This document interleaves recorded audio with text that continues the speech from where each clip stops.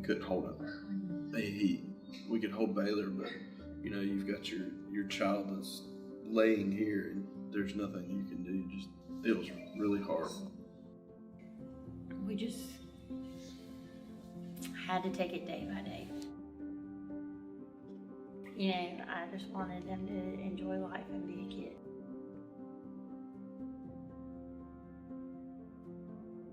When Arden was born as a premature infant, we knew that he had a more complicated form of spina bifida that was both a myelomeningocele and a lipomyelomeningocele. And so we knew from the start that this was going to be a staged surgery procedure going forward for him.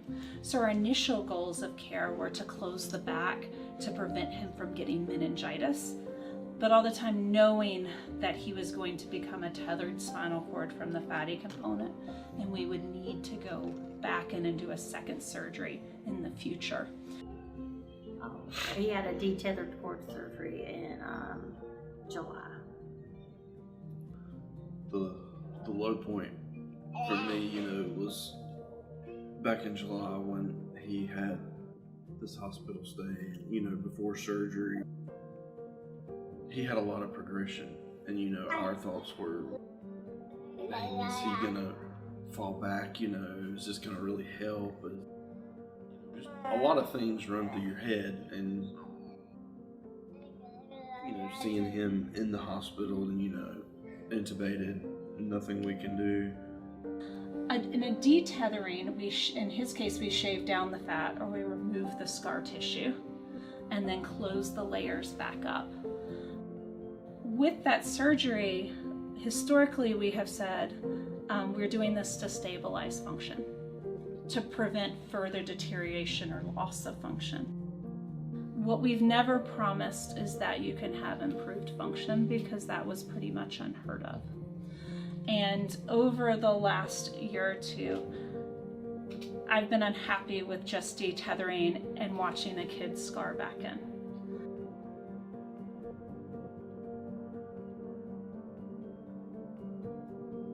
It's still in Arden's case, when I made the decision to use cryopreserved umbilical tissue, or Clarix 1K, my hope was to prevent him from deteriorating in the future further.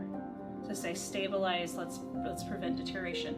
I would have never looked at his birth MRI or his recent MRIs and said for sure he could walk.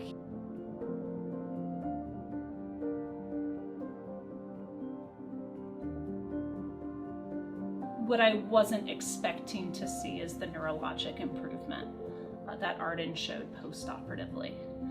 So he has blown all of us away in both our neurosurgery clinic and the physical therapy and the rehab program across the board. And so something's different about using Clarix for these children.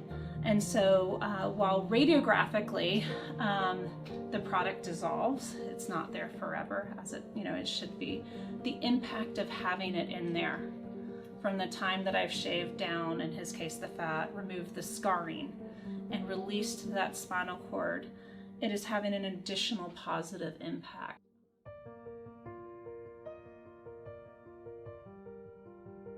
He's a child who's walking now. He's a child who, at his urology follow-ups, does not have a neurogenic bladder. He's not needing to be catheterized, which you would say is also going to be a huge percentage of the children with a defect like his. So he is not just stabilized, he's actually improved. And that was something that none of us anticipated seeing. 10 years from now, Arden's going to be 12 going on 13. I'm hoping that he has reached all of his goals and that he will be able to be completely independent, and he'll be able to be an advocate to other kids with spina bifida.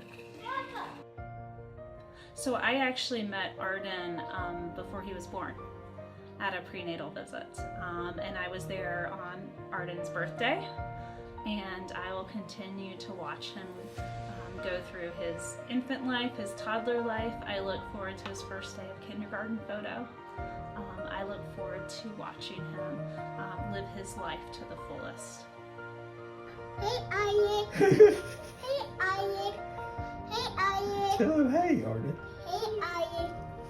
But by being an innovator in the field, Dr. Sang is going to, beyond the shadow of a doubt, impact the lives of numerous future children going forward, and he already has. By innovating a field, we will forever change it. And so as a surgeon, I'm very grateful for what he's done in our neurosurgical field, and I know the families are equally as grateful. So thank you.